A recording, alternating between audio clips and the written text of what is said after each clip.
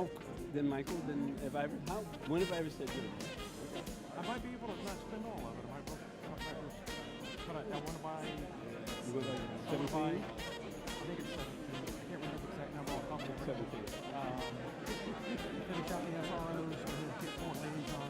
We're gonna make it happen.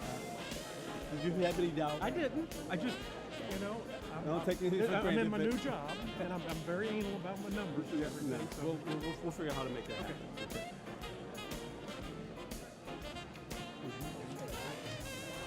How are you? Excuse me, can I swing by? I know, so how many things?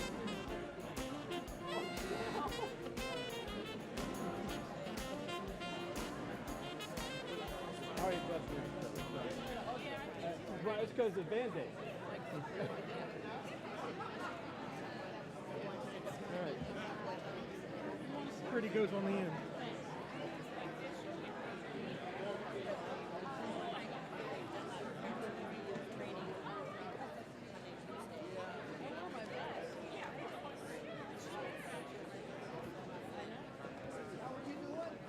I wish I had my own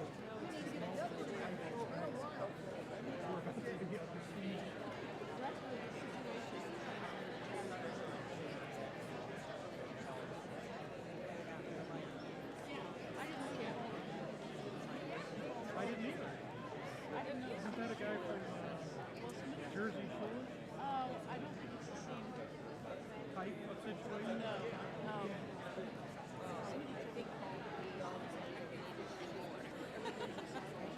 We got on the elevator. Oh, what's up?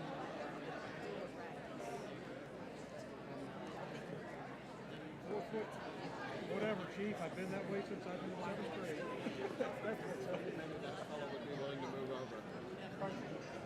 I think I see maybe something over here. Pardon. Sorry.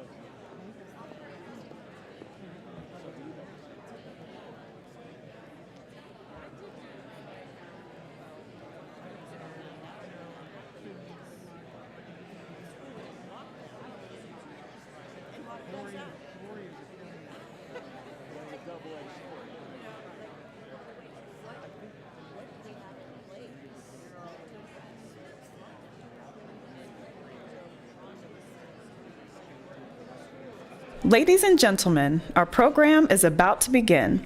Please rise for the posting of the colors and the Pledge of Allegiance.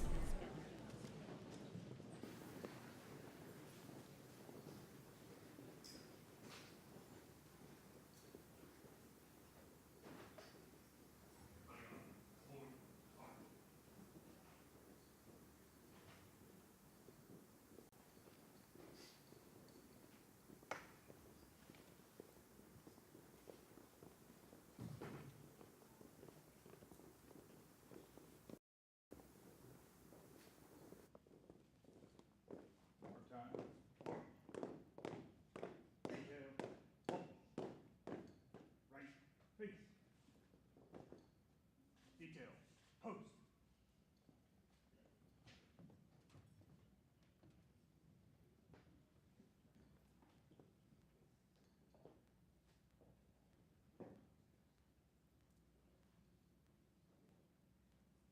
Detail. Recover. Present. On.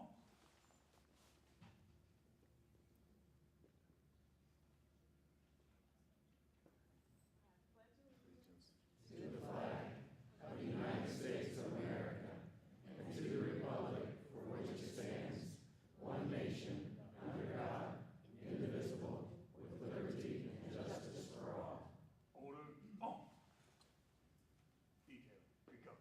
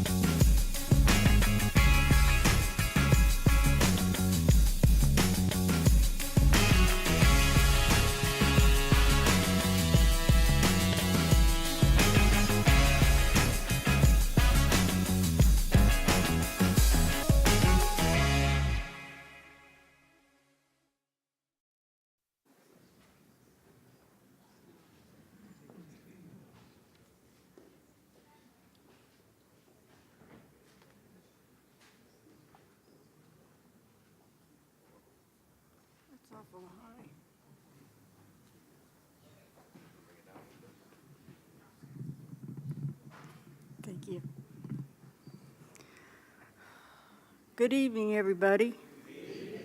My name is Linda Henry, and I would like to welcome Mayor Andrew J. Ginther, Mayor, member of City Council, and guests to the Reeb Center for the State of the City Neighborhood Conversations on Neighborhoods and Public Safety.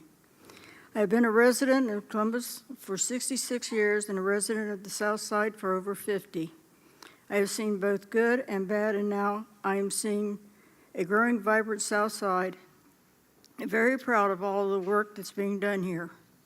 It is important that people work together to help our great South Side to keep growing and once again be a vibrant neighborhood it once was. As a resident of the city, of this great city, I believe in the importance of community-based approaches to build upon the success of communities. This is why I have chosen to serve as co-chair of the Reeb Steelton Village Committee and to be an activist. I am pleased that Mayor Ginther is bringing this conversation to the South Side because it is a very important step in getting our neighborhoods back. I love our great city, and I know that Mayor Ginther's leadership with the comprehensive safety strategy, we can and will get our thriving neighborhoods back. Again, we thank each and every one of you for attending tonight, and look forward to what is to come. Now I'd like to introduce Reverend Greg Henman from Community Development for All People, who will provide our invocation. Thank you very much.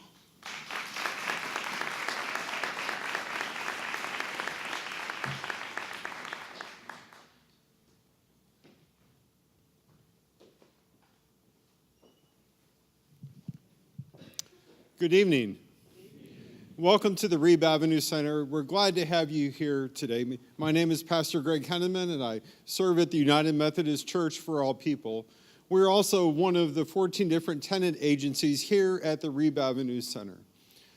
As a person who comes from the Christian tradition and a person of faith, my favorite verse in all of the Bible is when Jesus preached in front of his home synagogue and said, "I've come to bring good news to the poor, recovery of sight to the blind, freedom to the oppressed, to let those imprisoned go free." And those words excite me because that's what we do here at the Reeb Avenue Center. We give people hope. We refer to this building as a hub of hope. So we proclaim good news to children and teenagers who are growing up. We bring recoveries to families who are broken. We bring freedom to people who have been limited by addictions or mental illness. We get people connected with opportunities for jobs, and we feed people healthy and nutritious meals. We bring people hope, and we live out all of those things that Jesus said that he came to do. So welcome again, and would you please join me in a prayer? Gracious God, we thank you that we are here because we are a people who have experienced hope ourselves. We are a people who have been brought out from our situations in life, and we have seen a light, and we have moved forward.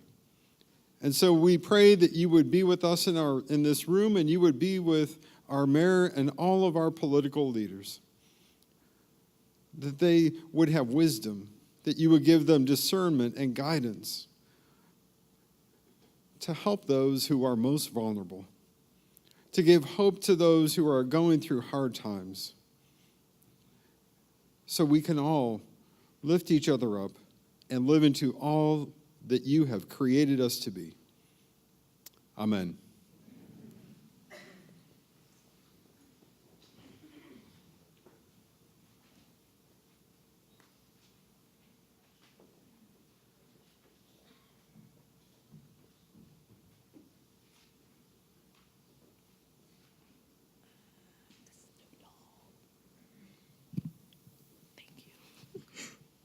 Good evening and welcome to the Reeb Avenue Center. My name is Stacey Latina and I am a senior at Grove Point Madison High School. I am a member of my class's senior committee. I am on National Honor Society, a student council member, and I am a junior staff member here at my Boys and Girls Club. I have been a member of the South...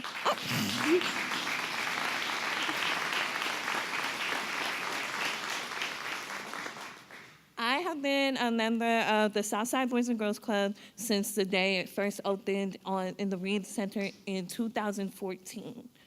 So that's been a really long time. I was named 2017 Youth of the Year of Columbus, and I am the president of my club's Keystone chapter, which is a leadership group that we have at a Boys and Girls Club. And I enjoy coming to the club because of the friendships that I've made. Yeah. Unfortunately, this is my last year attending the Boys and Girls Club, but luckily I will be attending college in the fall.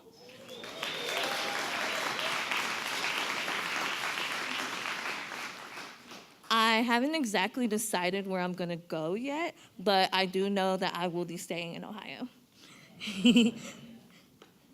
I know that I have been blessed with the opportunity because of my club. I have been given so many different ways to see life. They've taken me to college tours, and I really have not seen the impact until a couple of days ago when I was thinking about leaving the club. I'm excited for the opportunity to be able to introduce Mayor Andrew Ginther, because I know he is committed to our neighborhood, our community, and me. Thank you.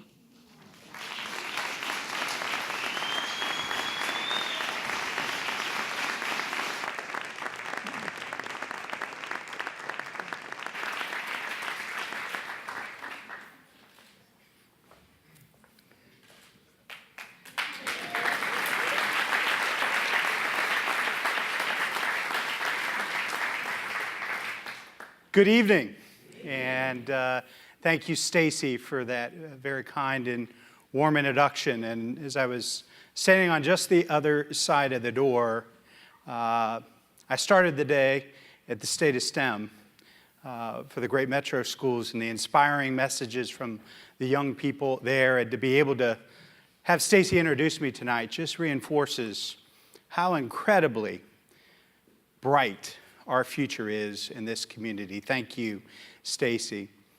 Welcome to the Reeb Avenue Center for the first of our neighborhood conversations. Thanks to the combination color guard from the Columbus Division of Police, Columbus Division of Fire. Thanks to Linda Henry for that kind welcome to the Reeb Center. And thanks to Pastor Greg Henneman for his invocation. I would like to take a moment, this is the most dangerous time of the night for me, to introduce and acknowledge all of the elected officials that are here or still sneaking in the door. So let me recognize City Auditor Megan Kilgore, Council President Shannon Harden, Council President Pro Tem Michael Stinziano. Stand up, give a wave. Councilmember Mitch Brown, Councilmember Priscilla Tyson, Councilmember Elizabeth Brown, and School Board President Gary Baker. Thank you for being here. Did I miss anybody? I'm sure I'll hear about it later. And I'd like to thank the Reeb Center, one of the great assets of pride and community here on the South Side, for hosting us here tonight. And a special word of thanks to two incredible forces for good in our community that helped bring the Reeb Center from a thought and a vision to a reality. And you can't be in this place without recognizing Tanny Crane and Jane Grody-Abel. Would you stand up and be recognized?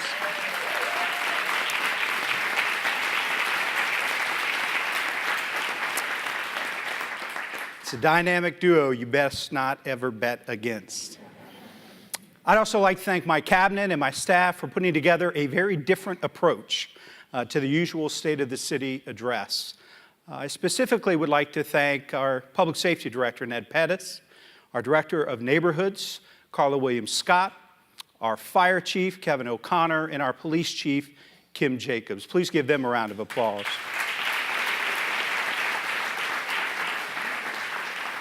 And I want to thank all of you for coming out tonight, and for those of you joining us via live stream.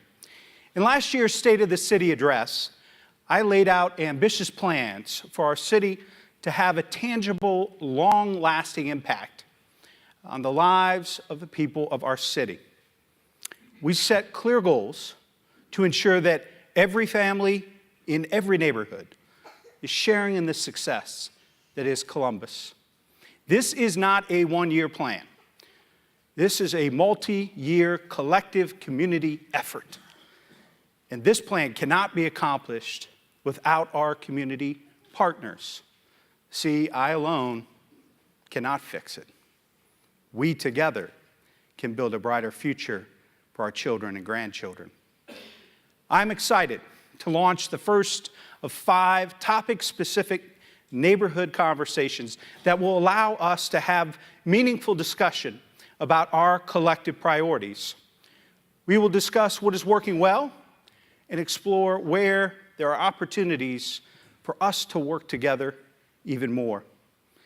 Tonight, I want to focus on 2 of the keys to the success of this city: strong, vibrant neighborhoods and public safety. Of course, these go hand in hand. In November, I launched the comprehensive neighborhood safety strategy to address 2 of the biggest challenges facing Columbus right now: the spike in homicides and the strain in police-community relations.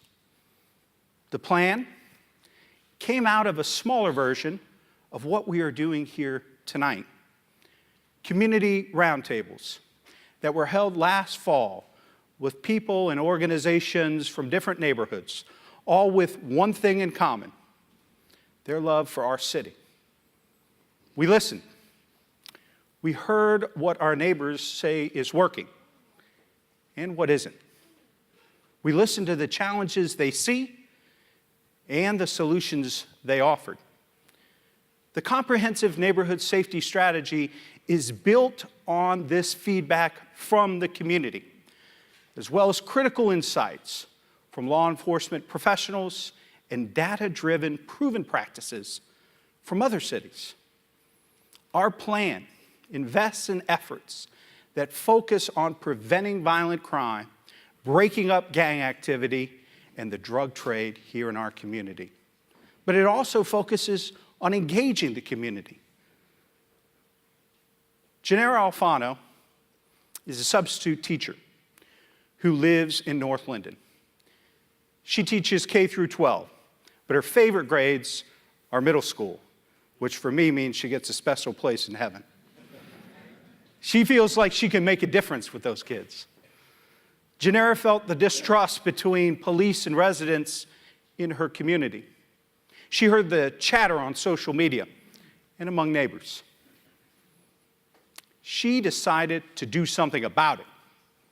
She applied to become a community evaluator to help us select police and fire recruits. Last year was the first year the City of Columbus had community evaluators. Our goal was to help recruit more diverse classes for our safety forces. The evaluators spent 5 weeks learning about the jobs of police and fire in our community, learning how to look for trustworthiness, empathy, and confidence in recruits. Janera wanted to be involved in this process to learn everything she could from officers and firefighters so she could go back to her community and help bridge the gap in trust. And we wanted Janera and her colleagues who served as community evaluators to help us recruit the best candidates to serve as our first responders. Janera would tell you that spending time with our police and firefighters didn't answer all of her questions. It didn't alleviate her fears entirely, but it gave her a perspective that she didn't have before. And the message she took back to her community was to work with city leaders and community leaders and civic leaders to find solutions together. The work we are doing in neighborhoods goes beyond safety, of course. We've been working in collaboration with the residents of Linden, the Neighborhood Design Center, and the Ohio State University to develop a roadmap for economic development and access to affordable housing, quality health care, education, and employment opportunities in Linden.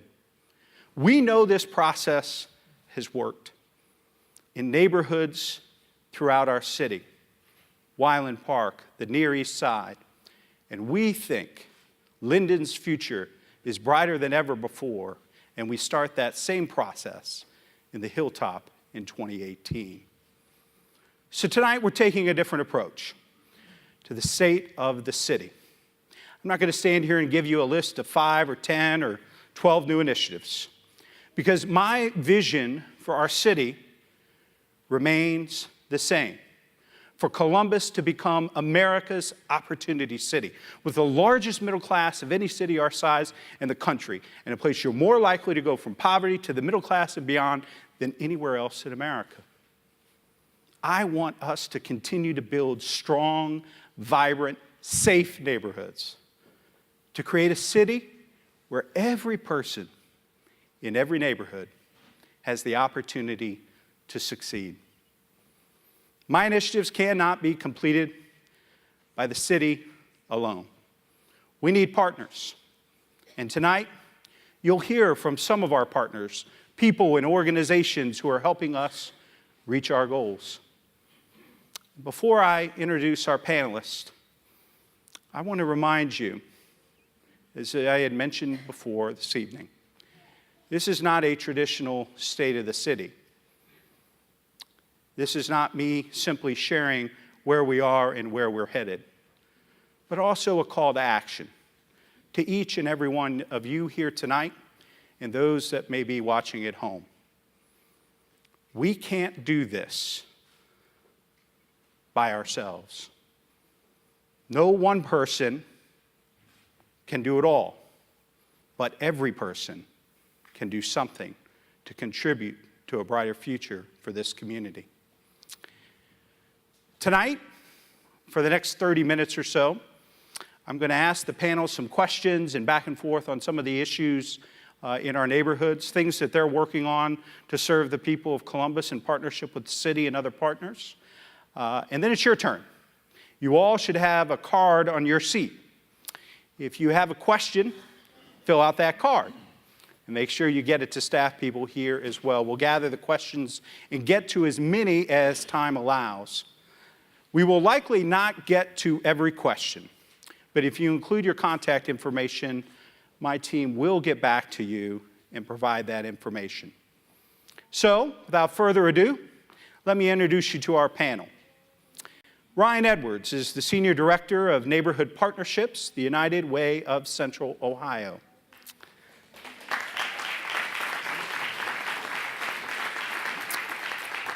Lori Francescan is the Chief Probate Officer for Franklin County Court of Common Pleas.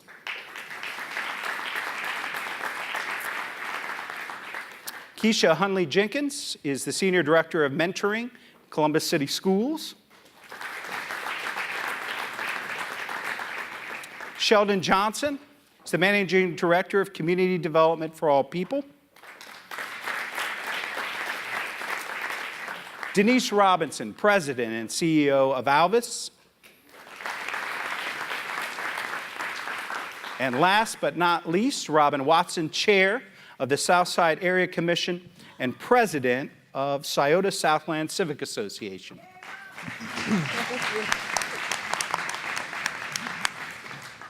Clearly, if I'm ever on the South Side, I need to be with Robin. So Robin, since we're on the South Side, let me start with you. As a neighborhood leader, what have you learned from the residents of the South Side regarding what they want in their communities? Maybe some signs of progress that you've seen, some things you want to see expanded, or things that have gone unaddressed that we as a city and a community need to take on? Definitely. Thank you. First of all, Mayor Ginther, I want to thank you for this forum. This opportunity is wonderful. As chair of the Far South Columbus Commission inside of Southland Civic Association, the area I work with is mainly South 104. What our residents are seeing there is, well, what they want mainly is safety, stability, community. We have several of our residents that are, it's a good place to, what was the theme? Work, play, and raise a family, and to have an enjoyable retirement too. Public safety is a major factor for us.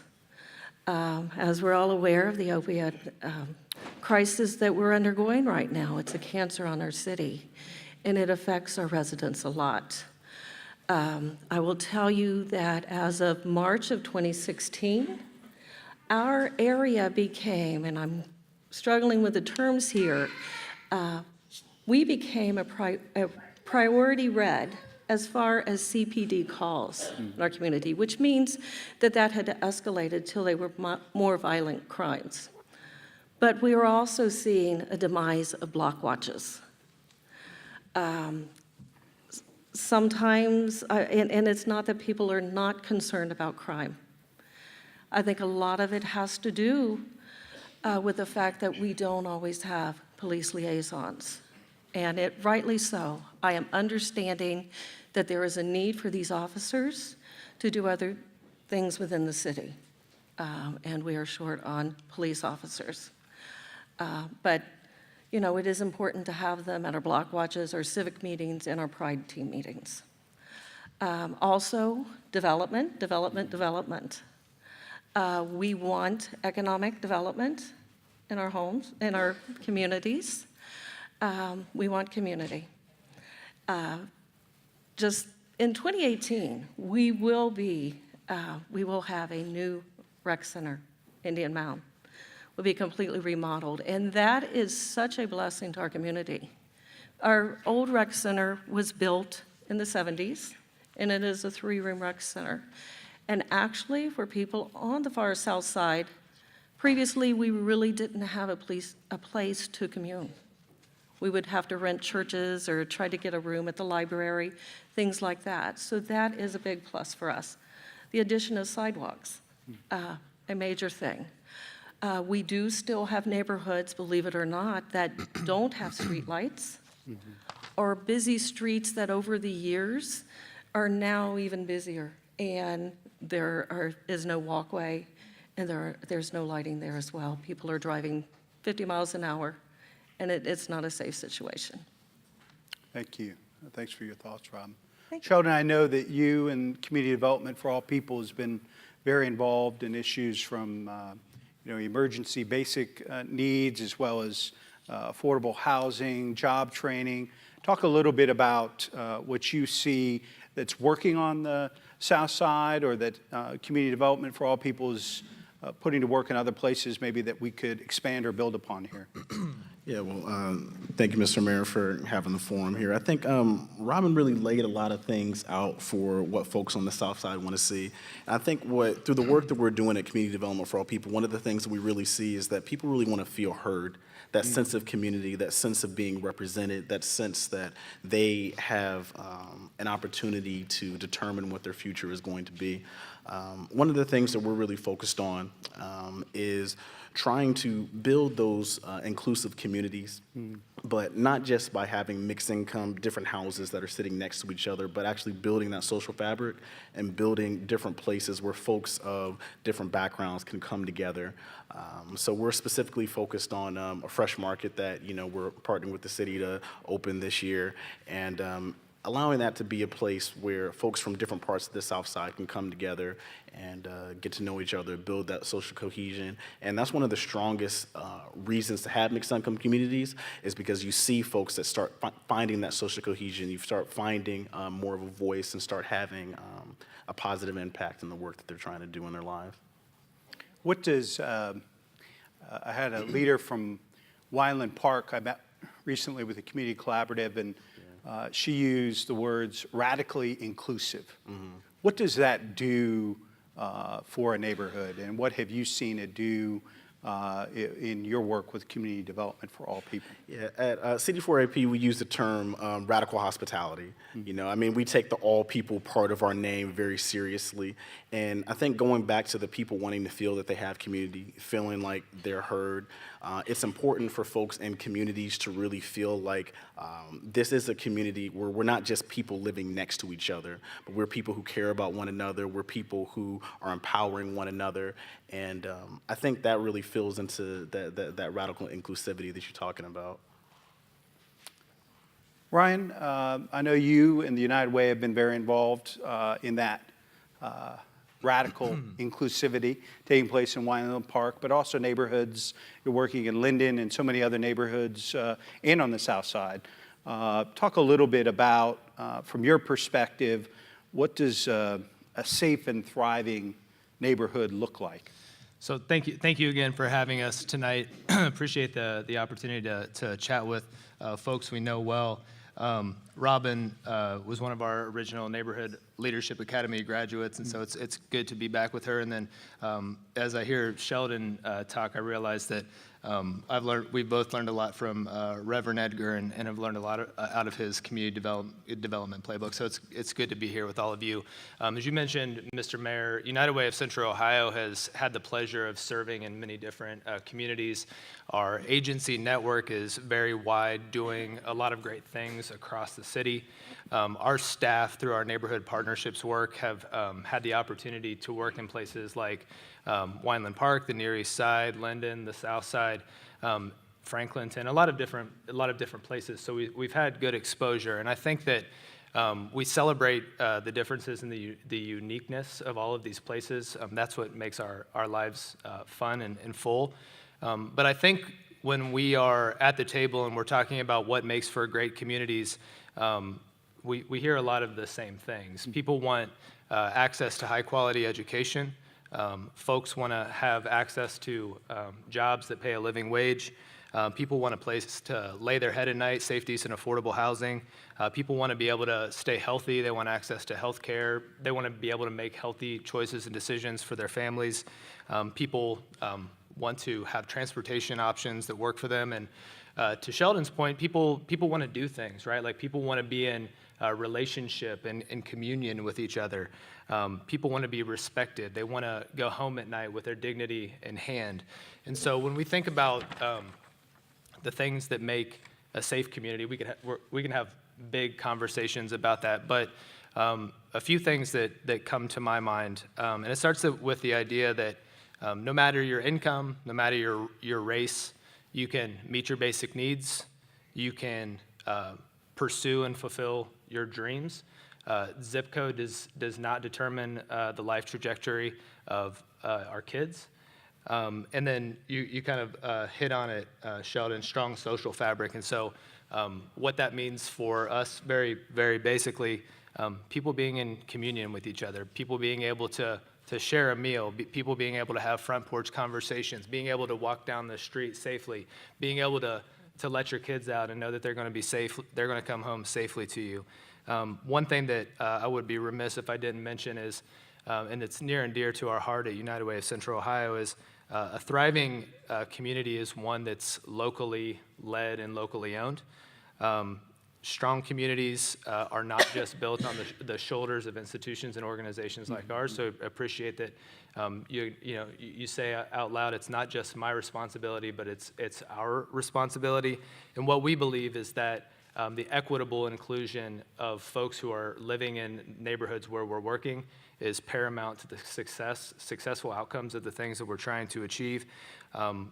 We talk a lot about making sure that we celebrate the gifts, talents, and treasures of the people that live in neighborhoods, the stakeholders and organizations who have been doing work in neighborhoods for a long time, and we are trying to commit to that in the way that we act in neighborhoods.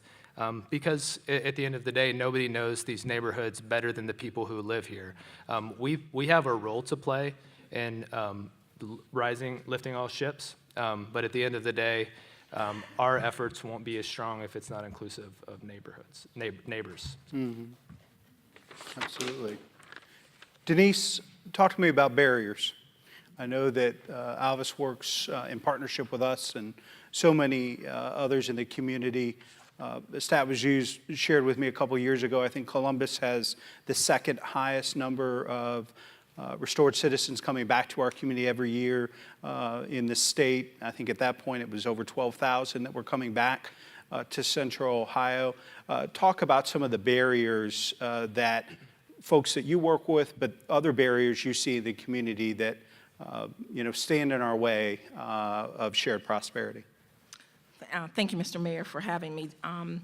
I really hate talking about barriers because what we're trying to do is to break those barriers down. That's right. When we did talk that time, I was really interested because in our communities and in our neighborhoods, there's so many barriers for when those 12,000 folks return.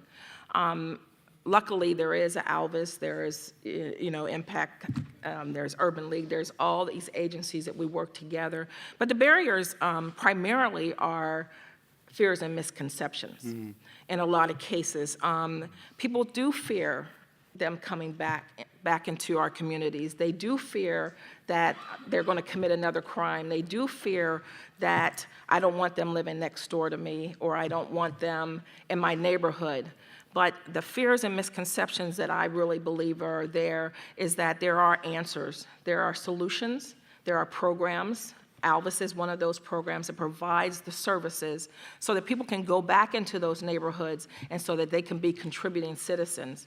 The biggest barrier that we're having right now, and Robin mentioned it, and I know you're going to have another neighborhood conversation about this, but it is the opiate addiction. 80% of persons that that are in the criminal justice system have a substance use disorder or a mental health issue. 80% of the thousands of people that are in our criminal justice system, when you look at those numbers, something has to be done. So, and I think Ryan said it, it knows no zip code, no color, no rich, no poor, no ethnicity. And so we have to be ready. Our communities have to be ready to, number one, accept our citizens back, but number two is we have to be open to providing the services for our clients. And the last thing with barriers too is that when a person commits a crime, they take the primary wage earner out of that community. And when they take that primary wage earner out of the community, then what you've left behind is mothers or fathers and children. And the children all of a sudden are in poverty.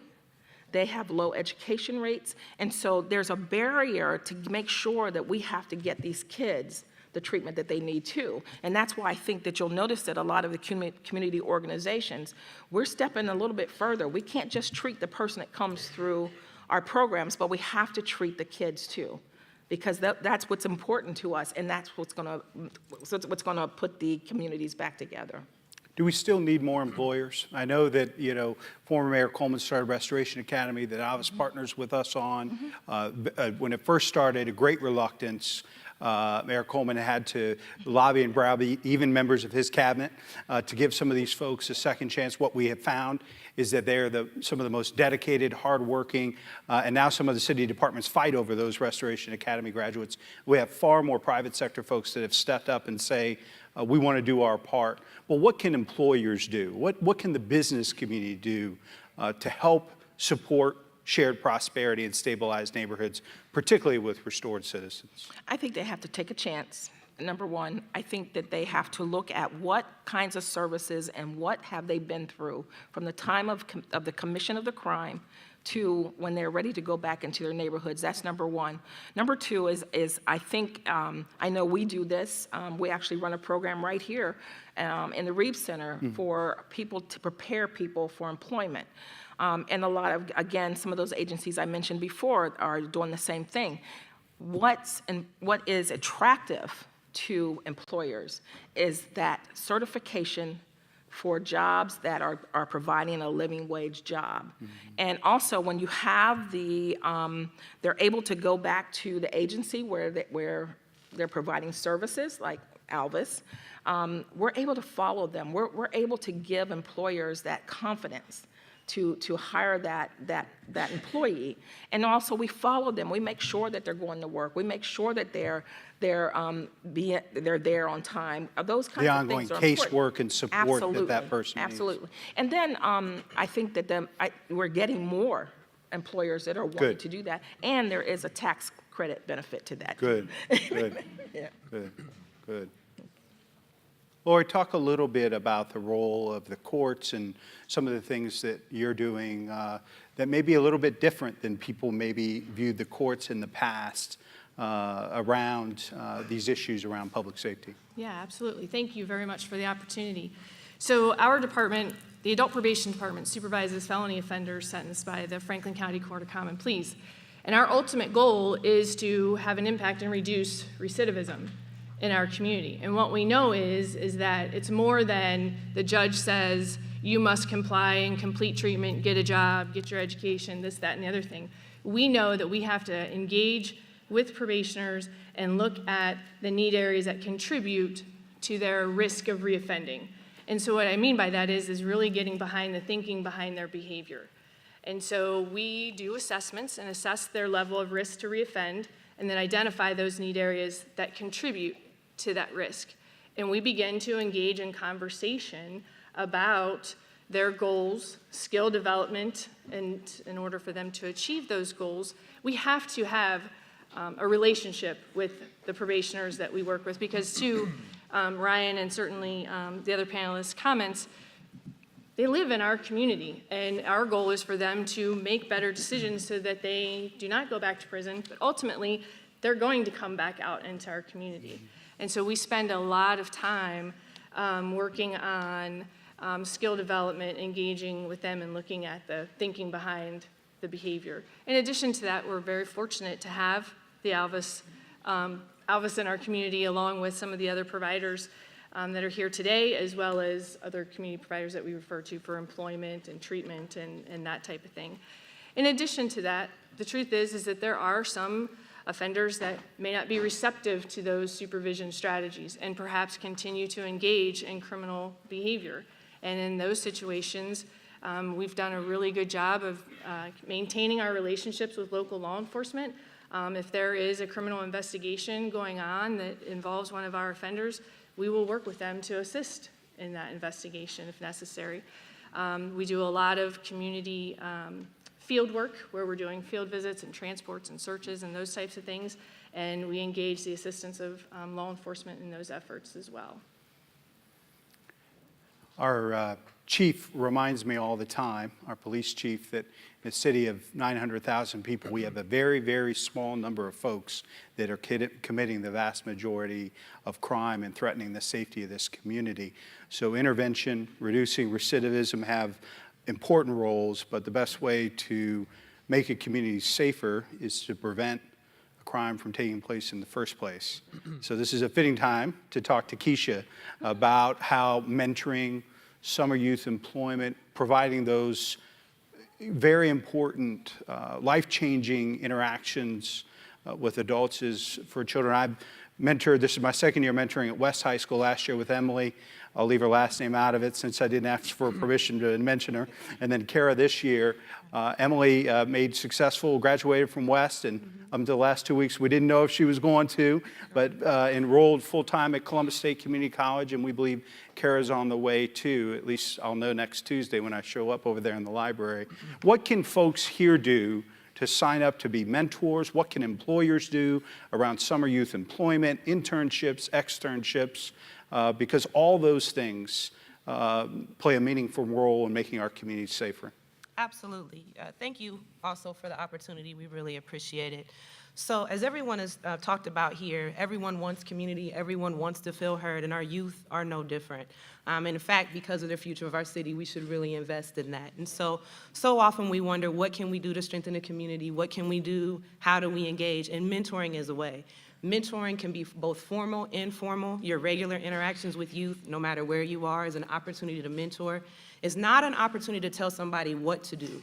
It's an opportunity to help them discover what they want to do if they don't know. If they do know, then your role is to help them on the path along to getting to, point B. So we're thankful for everyone who steps up to do that. Many of us, again, do that in many of our informal roles, but there are so many students out here. Just a couple stats from the National Mentoring Partnership. 1 out of every 3 students, young people, will grow up without a mentor. A mentor is defined as a caring adult who is someone other than a parent or an authoritative figure. So that could be an aunt, a cousin, an employer. So that's when we talk about summer youth employment. It's not just giving youth gainful employment throughout the summer. Actually, our youth need that year-round, many of our youth. So employers, please. Our students have internship hours that they can earn. Many of them are eager. We can help through the mentorship program. I want to say that's another role of a mentor, is just investigation. What are you interested in? What would you like to learn more about? Our mentors are really first responders in a lot of ways. We don't expect them to solve the problems, but we do ask them to raise their hand and help us make those connections to things that our youth need to thrive. So what can we do? There's cards out on the table. This table out here by the food, not as attractive as the food, but there are cards out here.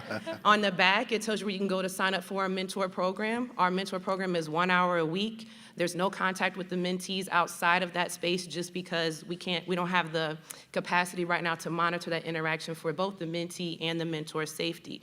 However, most of the things that you'll be working on with our youth, you will get academic updates to know where they are, because we are supporting them to and through graduation with an action plan post-graduation for what they're going to do. But it's primarily that social navigation, or if I'm having a challenge with this teacher, how do I approach them? We don't do that for them. You might give them pointers and go sit next to them to support them while they do it. So it really is that sort of skill development, both interpersonal and intrapersonal. And so please sign up. If our program is not a good fit for you because you can't do it during the day, we have launched a community-wide mentoring recruitment piece. It's called the the Columbus Mentoring Alliance. And what that is we've partnered with Mentor Central Ohio, formerly the Mentoring Center of Central Ohio, and we're recruiting for all of our mentorship programs. So again, if our program is not a good fit, we will connect you with a program that is. What are some of the early results you've already seen out of the mentoring program? Sure, so I can speak for our program. Our first year, which was 2015, we didn't even start mentorship until February because we came in December. In that year, we worked with 86 students, 73 graduated, so that gave us about an 85% graduation rate. In 2016, we worked with 272 students, 228 graduated, giving us about an 84% graduation rate. Again, all of that is not attributed to the mentors, but the mentors certainly play a role, particularly as senioritis hits. And there's some tension at home between someone turning 18 and still being under the roof of their parents, but also being treated as adults in some ways. And so there's some unspoken tension there that we often work through as well. When I know the young women I work with, it's not something that totally surprised me based on the family that I grew up in, the household I grew up with, foster brothers and sisters. But some of them have a great deal of instability at home. Yes. In addition to their senioritis and all the things Yes. that happen. And so sometimes the mentors are kind of the one place they have to check in a week to offer some positive reinforcement or redirection that all teenagers need, and how important it is. So. And I would just echo that and just say, whatever you do to involve yourself with youth, one touch matters. You could plant a seed, but please, if you sign up for these mentoring programs, the worst thing you can do is not show up. You have to show up. These students, as he said, have a lot of instability, so just the fact that you show up goes a very long way. It shows them that they matter. It shows them that no matter what, if we're having a rough patch in our relationship, you're still going to be here next week, and that's enough to get you over a hump. Robin, you wear many hats. I mentioned 2 of them when I was introducing you, and we're grateful for your service to your neighborhood and to this community. What would you say, I said tonight wasn't just the state of the city for me to report out, but a call to action, because all of us have a role to play for us to realize our full potential as a city. So what do you say to your neighbors, not just on the south side, but in other parts of the city, to get them involved in their civic association or their area commission? You had talked earlier about the block watches. What's your message and call to action for folks in Columbus? Well, I'll give you a little example of myself.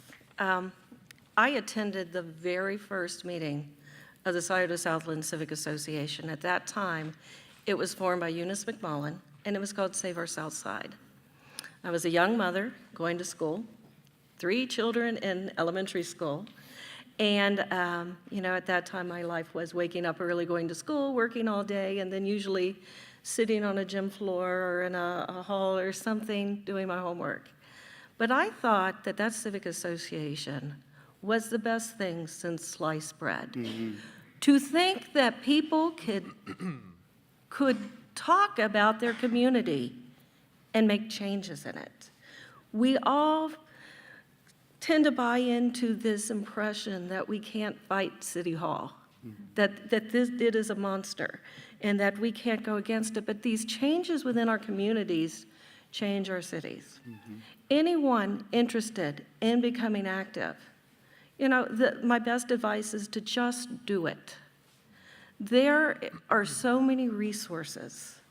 I won't go back to, when I started out, there weren't that many, but I will tell you, we have the Department of Neighborhoods, we have the United Way, we have the Pride Team.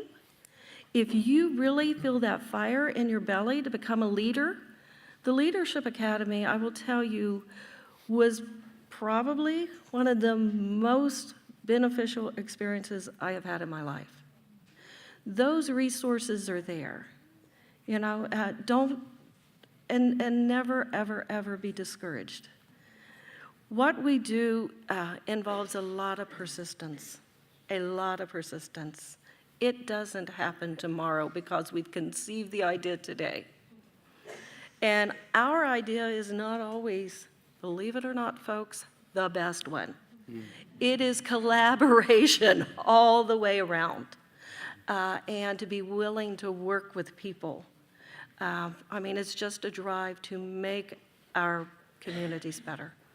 I think somebody said it even better than I will try to reconstruct at this point, but we are the ones we've been waiting for. We are the change that we seek to make. And so I appreciate that call to action. A journey of 1,000 miles begins with that first step, into that civic association meeting, into that area commission meeting, into that block watch to make our communities safer and stronger. Sheldon, talk a little bit more about some of the public safety initiatives that Community Development for All People is involved with. Well, we don't really have any specific public safety initiatives, but I think just the work that we do in community and really trying to build, again, that social cohesion and that social fabric. One of the big things that I think we offer, I'm going to butcher this, but there's an author named Byron Stevenson. He wrote a book, the title I don't remember, but he said basically, like, we're all more and we're better than the worst thing we've ever done. And I think doing the long, hard work, when Reverend Edgar and others started Community Development for All People 15 years ago, being in relationship with people and giving them an opportunity to make mistakes, to fall down, to make bad decisions and leave and come back. That's really a part of doing this, work of social cohesion. It sounds good, right, that we're building social cohesion, but it's not always all positive.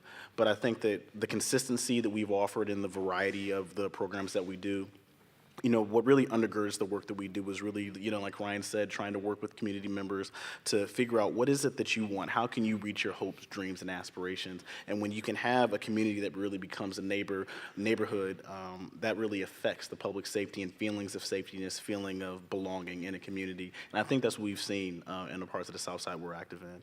And how are things going with Career Gateways, the project here on the South Side? And I know that it's a great opportunity in partnership with Nationwide Children's and others. Where do we stand there, and are there other opportunities like that? That I believe is a direct contribution to neighborhood and public safety. If you can help train, house, offer the support services that folks need, that residents need in the neighborhood, and most importantly, a meaningful living wage job at the end of that process. Well, things are going well we are still looking for more employers, but since the last time you were there at the ribbon cutting, we're having classes there. Folks are having classes on making budgets. There's Nationwide Children's Hospital is our lead class there. Folks are really learning about what they need to do to be able to become an STNA, things like that. But really what we're continuing to work on is build more partnerships partnerships. We need more employers who are going to bring opportunities to really do that workforce development in the community. And we knew that was a long-term plan, of course. But we have classes that are happening in the training center. Community members are meeting with civic associations, are meeting there and across the South Side. And we're just looking for more opportunities to make that an asset for the community. Lori, talk a little bit about some of the partnerships that you have outside of the court system. You spoke a little bit about it, but what other community resources and community partnerships can you utilize or leverage more effectively if folks stepped up? Right. Most importantly, we're fortunate to have Denise Robinson and Alvis here on this panel this evening. We utilize Alvis services a lot. The hire program, the treatment services, educational services. We actually are in a partnership with Alvis and Talbot Hall, and we run an opiate treatment program to address the opiate addiction in our community, which has been very, very successful. Alvis helps run the detox residential side of that program, and then Talbot monitors the medical, and then we go through and do the probation supervision side of that. We have a Medicaid navigator that comes into our office several days a week who is available for 2 to 4 hours so we can assist offenders getting linked up with services through Medicaid and the services that they could enjoy from that connection. We have a mental health agency that comes into our office several times a week, and we do screenings and get them linked up for treatment. We're fortunate in Columbus to have resources around treatment, education, employment, and we refer probationers to those services on a regular basis. What I will tell you is that the more involved that we are in getting probationers the services they need, the more successful that they are. And even just that active engagement in doing a dual role and being a part of their success goes a very, very long way. And even so much to this, we do surveys in our department with the offenders, what's their experience with their officer, what's the experience with their provider, and that type of thing. We get that kind of feedback, and overwhelmingly when we get positive feedback around that. Our officers also participate in treatment team meetings in various treatment agencies so that they can discuss their case plan and their goals and the different things that they're trying to achieve through that. So we work extensively with the community. We wouldn't be able to supervise effectively without those resources. Let's talk collective impact.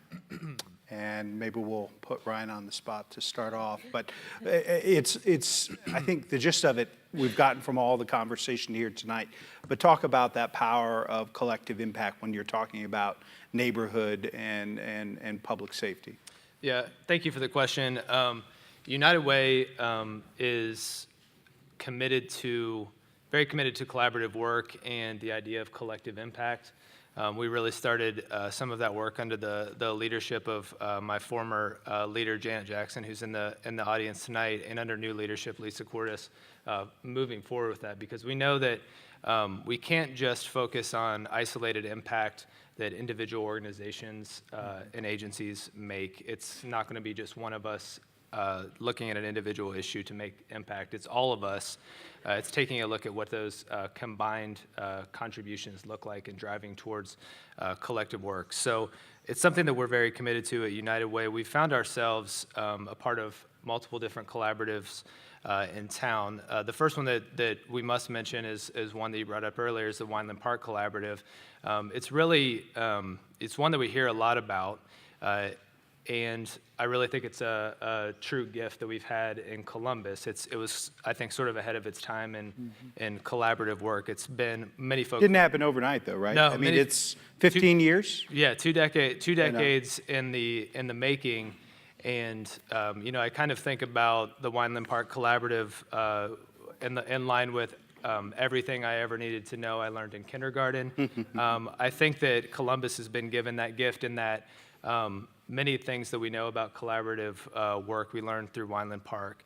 I acknowledged earlier that not all communities are the same. Sure. And what Wineland Park has done for us is given us a good idea of what building an infrastructure around community improvement looks like, and it's given us an infrastructure around how we can work together as institutions and be inclusive of residents, and not only including resident voice, but in making sure that residents are part of the co-design, co-creation, and production of solutions.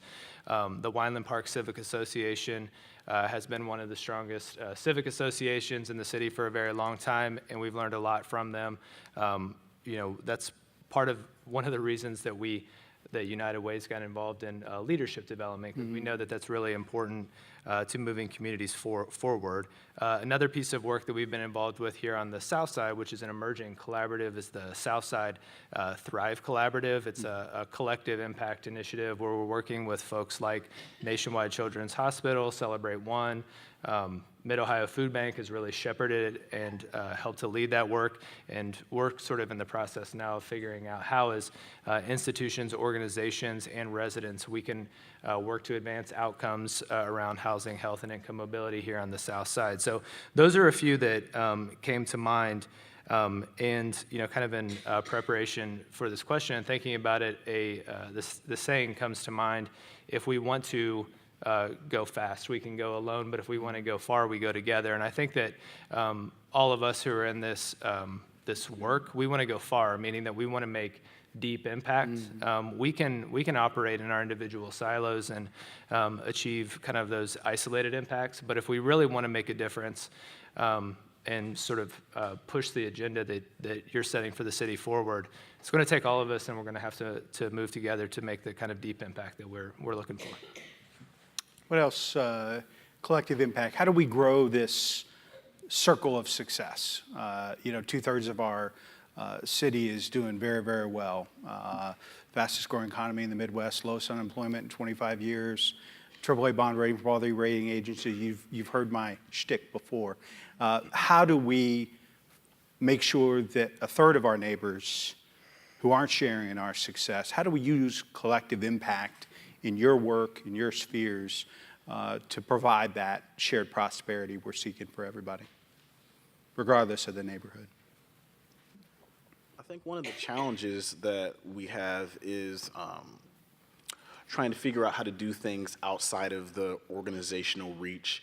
Like, for example, in all the neighborhoods that we work in, there's area commissions and there's civic associations, but there's neighbors in those communities, for whatever reason, aren't engaged in those bodies, and figuring out how to do the difficult work of maybe they're not coming to a meeting on a Tuesday night, but still figuring out how to best reach them and engage them on what that success story is.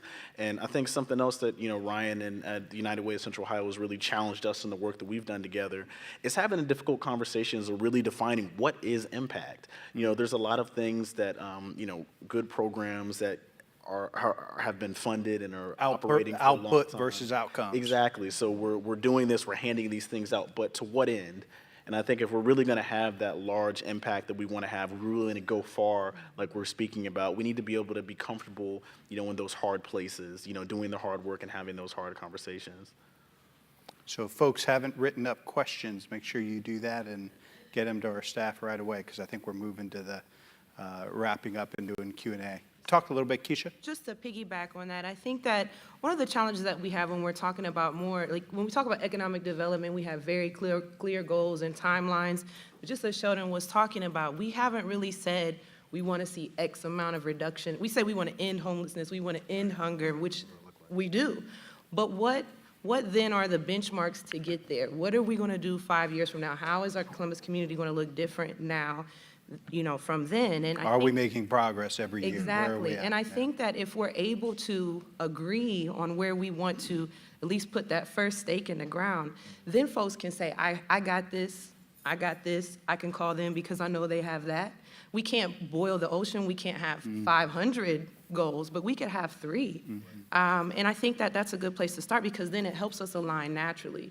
I think there's some fear when we hear collective impact, when we think about funding, when we think about this is my wheelhouse and I'm really good at this, but I know that my clients need A before they come, C when they leave to be successful. Do I expand to do that, or do I partner?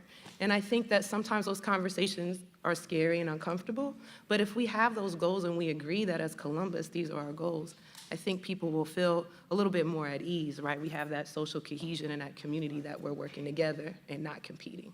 It's one of the great strengths of this community, right? Why aren't we more openly using it, aligning and leveraging it for collective impact. Denise, Robin, any other comments? Yeah, one of the things that I always think about is I've been with my organization for 34 years, and I was 12.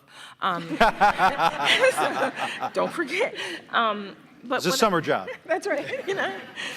So I did always think that we could do it all, that Alvis could do it all. Nobody likes our population, so we can do it all. I'm really proud of our statistics. 79% of the people that complete our programs do not return to the criminal justice system. But, thank you. But that is not after 1 year, that's after 3 years. And because most people, they measure success based on a year or based on 2 years. I don't think you're successful unless you've got 3 years and you're still moving that way. However, we didn't get there by ourselves, and that's why I said, the collective impact is using other organizations for things that we don't do. One of the things, when we talk about civic organizations and we talk about the neighborhood associations, we're really involved with that because when our citizens return to neighborhoods, we need to educate that neighborhood. And you're right, a lot of them don't come out to those meetings. So what we've done is we started hosting meetings at some of our locations so that they will get comfortable with our population. But what really is interesting too is our clients made $2.6 million in wages last year. And that is really, really something to say that they raised that money. But that was help. They got help from other organizations, but also the community organizations. So, and then they're more accepted to go back into those neighborhoods because they see, oh, they're contributing to our neighborhood. So those are just some really interesting things. And then the last thing is 38,000 hours of community service our population did. Again, that is from neighbors and requesting that help. And that actually equates to about 18 full-time positions when you take a look at it. So, I mean, those are things, but we couldn't do it by ourselves. I thought we could, but we can't. We have to extend that net. Any thoughts, Rob? Sure. You should know a thing or two about collective impact, being part of an area commission and leader in a civic. Sure, and a lot of what we do is collaboration. For example, our National Night Out this past year was a collaborative with Indian Mountain CRC. We used a grant from the Department of Neighborhoods and our Civic Association and our Block Watch. And people came out for that. We were able to provide basic school supplies for children and a book bag and entertainment. And we were able, while they were there, to tell them who we are and what we're trying to do and how does this affect your community. Also, during our winter party for the past 12 years, I believe, we have been giving one toy to any child that comes into Indian Mountain for the party. There's no way of registering. We don't care where you live. We don't care what your income level is. We don't care about any of that. We just want to love you with this toy. And they can pick out what one they take. And just basically on the premise, people may not know who we are, but they'll know how we make them feel. And these children, they look forward to it every year, and that is one thing. But, while people are there, we can say, this is what we're doing, this is what we're striving for, this is where we're going with our center, our civic, our block watches, and so on. That's great. Any other closing comments on collective impact? I do have a few questions. Anybody dying to share anything collective impact-wise? Well, let's get to. I'm sorry. Go ahead. Person, relationship, and I think that's what everybody's saying. Radically hospitable. That's what we're talking about. Is going the extra mile to form that relationship. You can't force people to do anything they have to want to, and for that they need to want to be around you. So I have thank you, Keisha. We have a question here from Nancy Kelly. It seems that gangs are the source of the many killings in neighborhoods. Is there a way to prevent gangs from forming and to prevent their being able to continue? Is communication possible in any way? Have psychologists studied this topic? I'm looking to Lori and Denise probably to start us out, but feel free to jump in. You know, what types of things can we be doing as a community to intervene with gangs, prevent young people from joining gangs? Do we understand the psychology around why young people are joining gangs? Well, I suppose I can speak to the sense of what we hear from the offenders that we supervise, right? So when we engage in that conversation, you know, what led you to this place, you know? And I think a lot of it has to do with how the circumstances in which they were brought up. We may be the only pro-social interaction that they may have on any given day. And so if that is the truth, I mean, that's a lot. The probation office. Yes, I'm sorry. Yeah. I mean, that's a lot of stuff to work through. And so it starts from, you know, oftentimes we hear about, I don't have any mentors. I don't have anybody that is a positive or pro-social individual in my life. And so we have to break down barriers just for the very fact of the authority, the assumed and the perceived authority that we have. And so it's important for us to build that relationship, to build trust, to break that down, to get to the meat of what led to that. I think that, again, utilizing the available resources in the community and tapping into our faith community, there's a lot of individuals and resources in our community that want to be there for those individuals that we supervise. I'll say to guys all the time, just go to the Urban League and hang out in the lobby. Just be around other pro-social people, and they're going to pick you up and they're going to walk you through and try to put them in that direction. I think we have to learn from them and the experiences that they've had. I don't know a lot about gangs in general and the makeup of all that, so I can't speak to that. But at the end of the day, I think a lot of it comes to targeting our young and getting them involved with positive pro-social. Yeah, not necessarily expertise in gangs, but I think Nancy's question is, you know, how do we prevent the proliferation and the growth and the spreading? And what we're seeing is younger and younger are joining, and more girls. Mm-hmm. Yeah. I just want to speak quickly to it, because what we're seeing, though, is because, again, I'll go back to when you take a person that commits a crime and you take that person and goes to prison. And what's happened is a lot of times is our kids have seen more things. Our kids of our clients have seen more things than you and I could ever imagine. You know, they've seen their mother stick a needle in their arm. They've seen their moms dragged off to prison. They've seen their moms raped and beaten.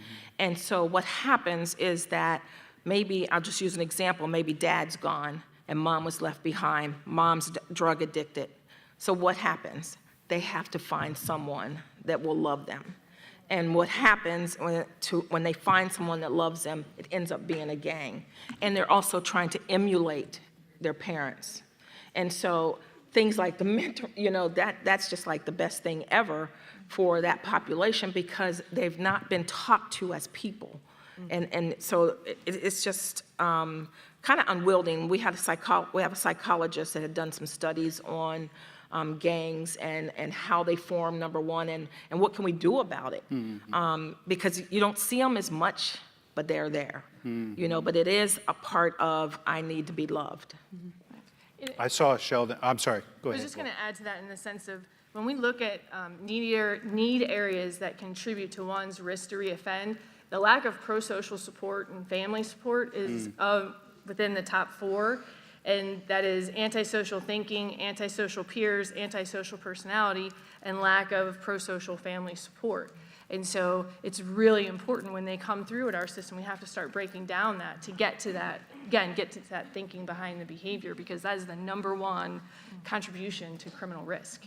And if they have barriers to employment, housing, and have no family network and support, you know.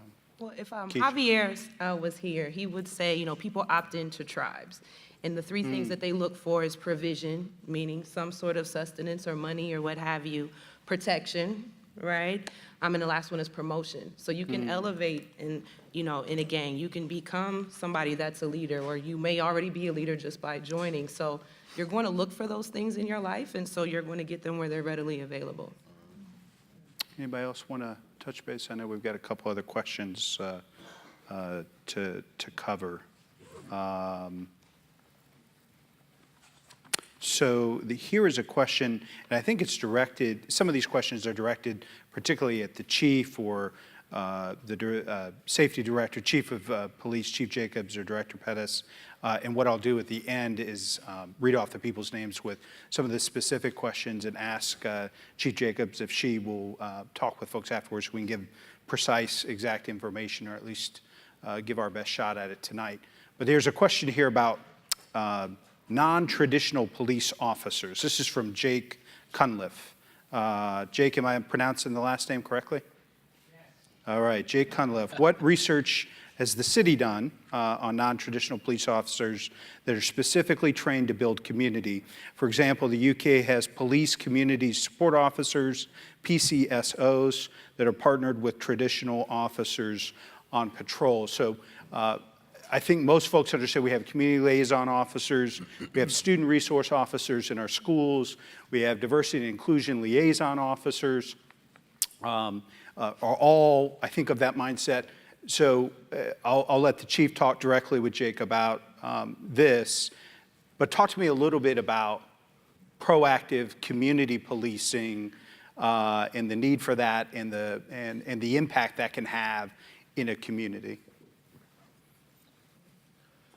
I think when we talk about the tension between certain parts of the community and the division of police, I mean, it's been shown that having community policing as opposed to kind of the broken glass policing of the past is more effective in kind of mending that distrust.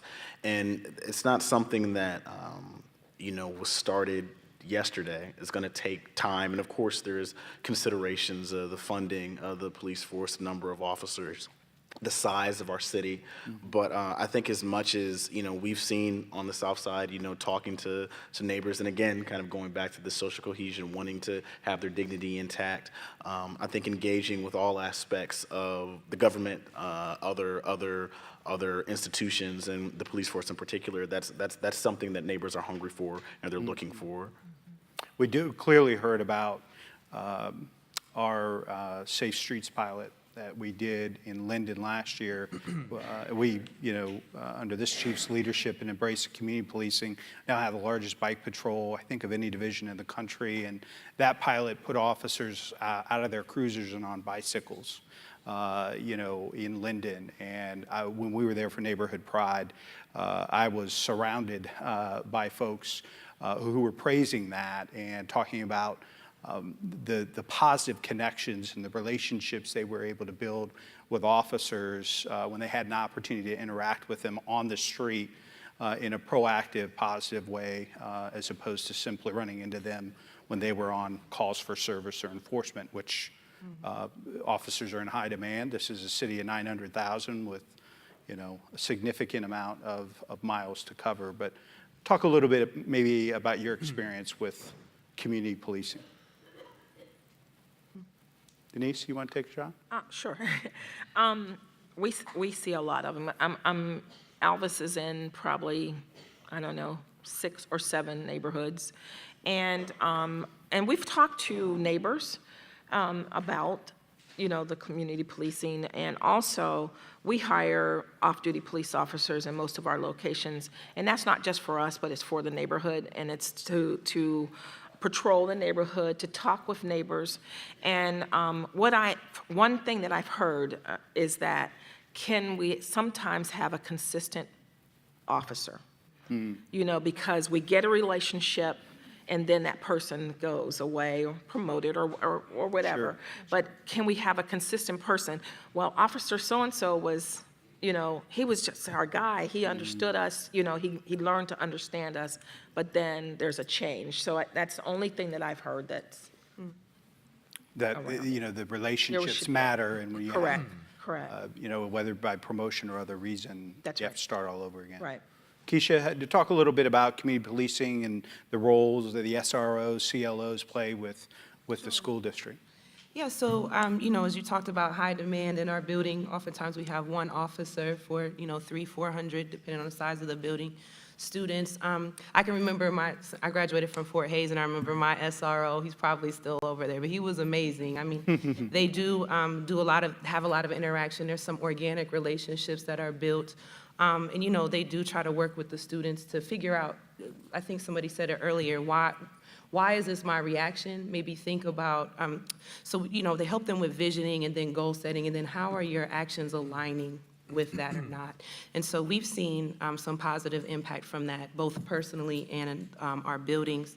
And also, too, I think it's good to see the person in their uniform and with a face on that's different than the enforcement side of things. So overall, I think I agree, and I think that, too, seeing the community police, like you were talking about the one interaction, this is a positive interaction. That might be your only positive interaction with government at all in a given day or maybe ever, so it is important.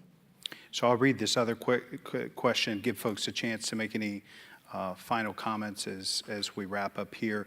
Colleen Manley, is that correct, Colleen? How many people have been arrested/convicted for any of the 143 homicides that occurred in 2017? So that's a question I'll ask Chief Jacobs and her team to respond to, so we can give exact, precise information. But Colleen, we did get your question, and Chief will be here to talk with you afterwards, or call or email if you need to follow up.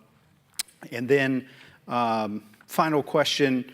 One was about police staffing in the 13th precinct, and I'll make sure that that's from, is it Margie Mays? Margie, I'll make sure that the chief talks with you as well about how many officers are there and how folks are deployed in the 13th precinct. Final question that I'll speak to you very briefly. Building strong, this is from Aaron, is it Sink? Aaron, are you here? All right. Hi, Aaron.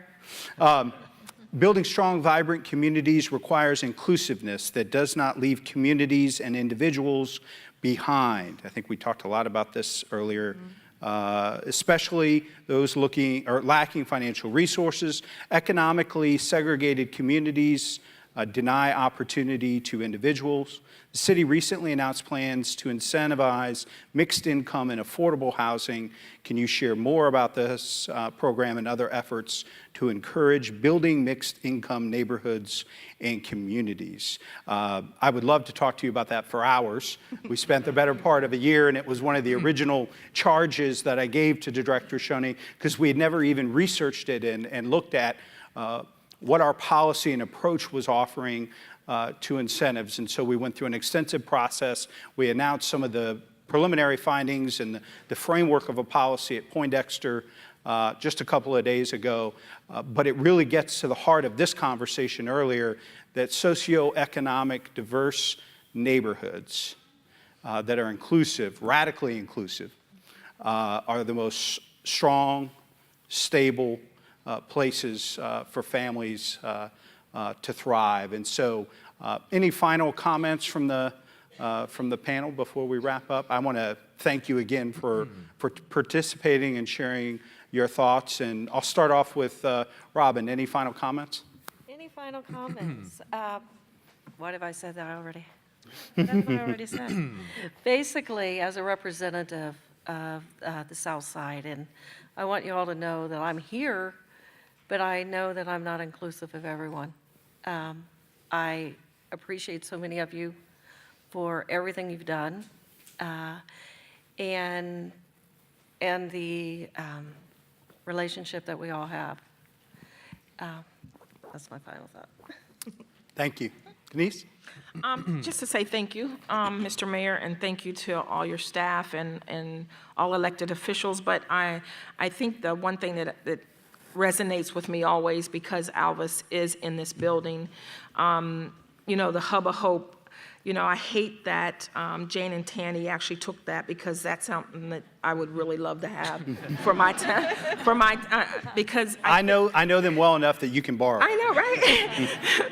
But I do think that that's what we need. We need a hub of hope, not just here, but we need a hub of hope everywhere, because the relationships with the nonprofits that's in this building, we really work together, and I think it needs to be duplicated.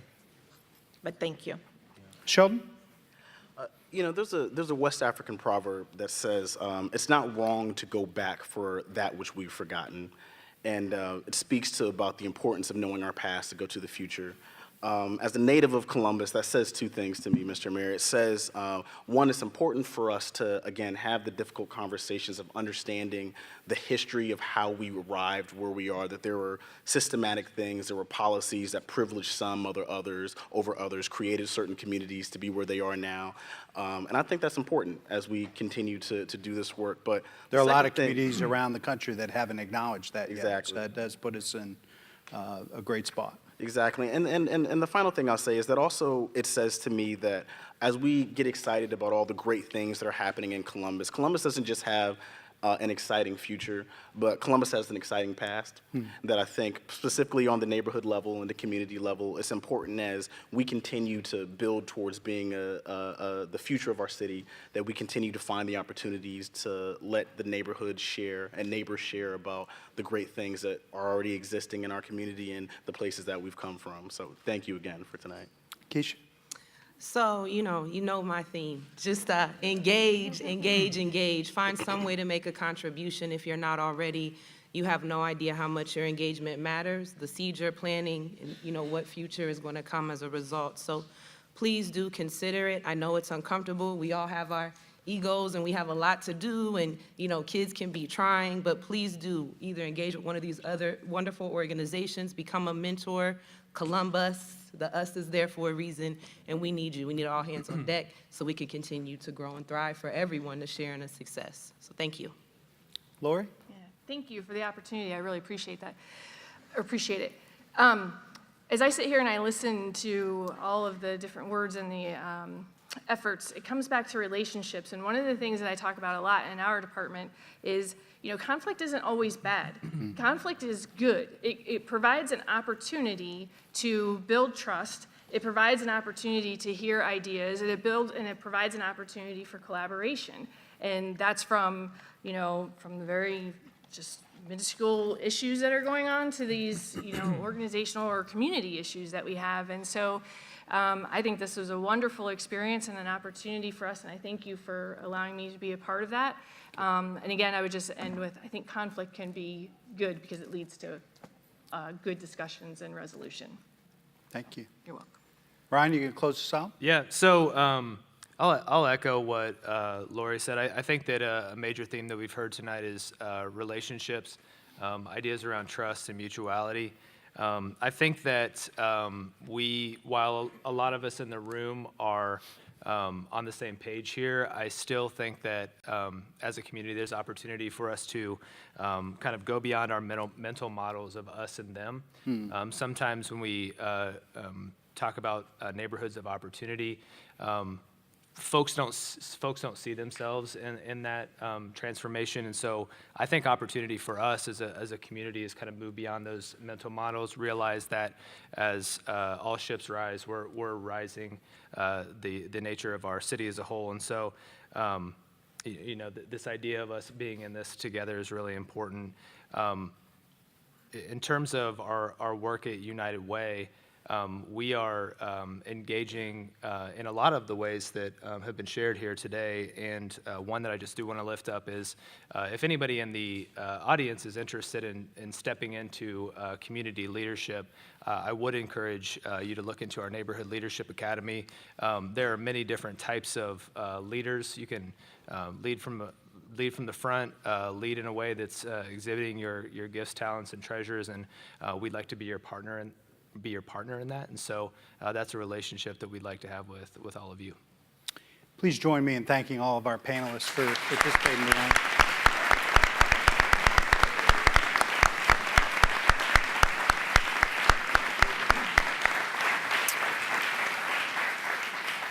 So this is just the first of our State of Our City neighborhood conversations. The next one is February 13 at the J. Ashburn Center on the Hilltop.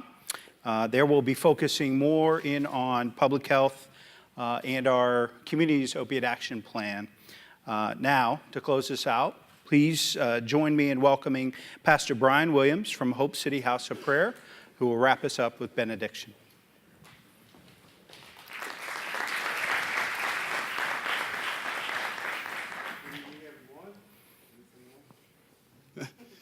Well, tonight my heart's been stirred again. How many of you believe that we can do this?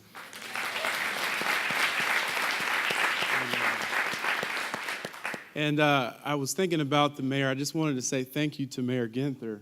So could we put our hands together for our mayor? We appreciate your leadership, all of our elected officials. And tonight's been wonderful. So let's close our eyes and pray. Lord, we come before you tonight and we acknowledge that this city is indeed in your hands. And Lord, all of the plans, all of the things that have been discussed tonight, we bring it before you and we ask for your blessing upon it. We know that your eyes are on Columbus and that you have a hope and a future for this city and the people that live in it. And Lord, we ask you that in the future that Columbus would be known as a city of peace, a city of hope, that more than anything that it would be known as a city of love. We ask you that in this coming year that God, the murder rate would decline. We ask you that, Lord, that you would give wisdom and divine knowledge and understanding to all those who stand in positions of authority, that, God, you would guide them with every step, with every process that they have to implement to see this city achieve its destiny.